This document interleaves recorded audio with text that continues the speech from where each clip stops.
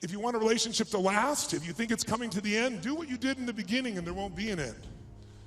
Because when you think it's the beginning, you behave differently than the end. The meaning we associate to things controls our entire lives.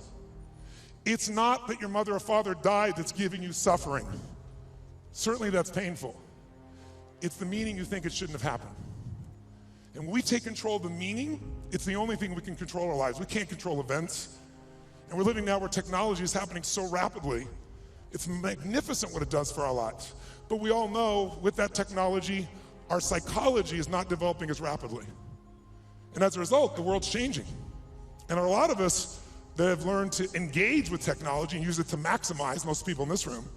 But there's lots of people who use technology to disengage, to be harmful to themselves and to other people. It's not a one-way street. So I'm interested in how to maximize the psychology side, and that's why I'm sharing this with you, so you can increase both your leadership skill, but who do you have to lead first to be effective, my friends? Who? Yourself. And so good to see, what's controlling you? Well, what I'm focusing on is controlling me. You can focus on something and make yourself crazy. You can focus on something and make yourself great. In this moment, you could be worried about Ebola, because we all know it's coming.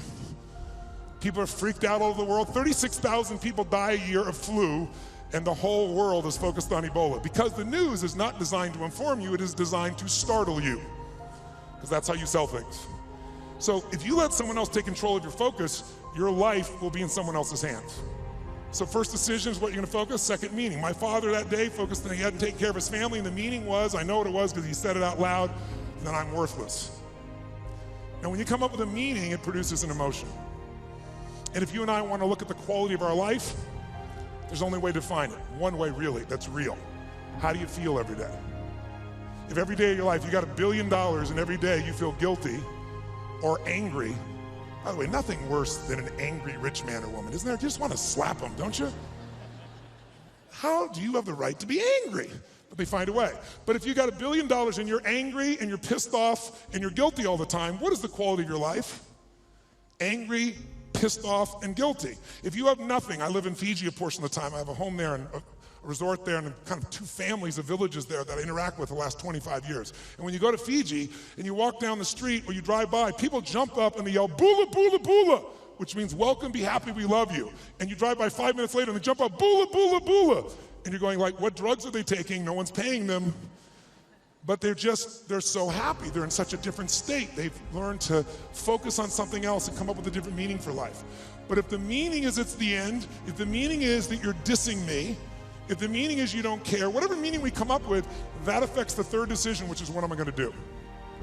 And what people do is based on the meaning, because the meaning creates emotion, right? You can be miserable no matter what you have, and you can be euphoric having nothing. We all know it's true.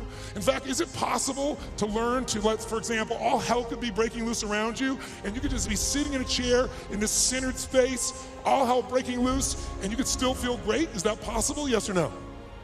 Yes or no? Sure, but you and I live in a Western culture. Well, if you sit and bliss out, people come and take your furniture. So we have to be good at not only controlling the internal world, but our external world. And that's shaped by what we do. And what people do is based on their emotions and also their role models. So I thank you, Mark, and I thank all of you that are role models for people, where you show people that success does not mean taking, that success can mean truly growing and giving.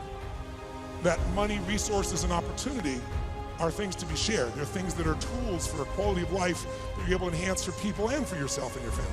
Pretty beautiful thing.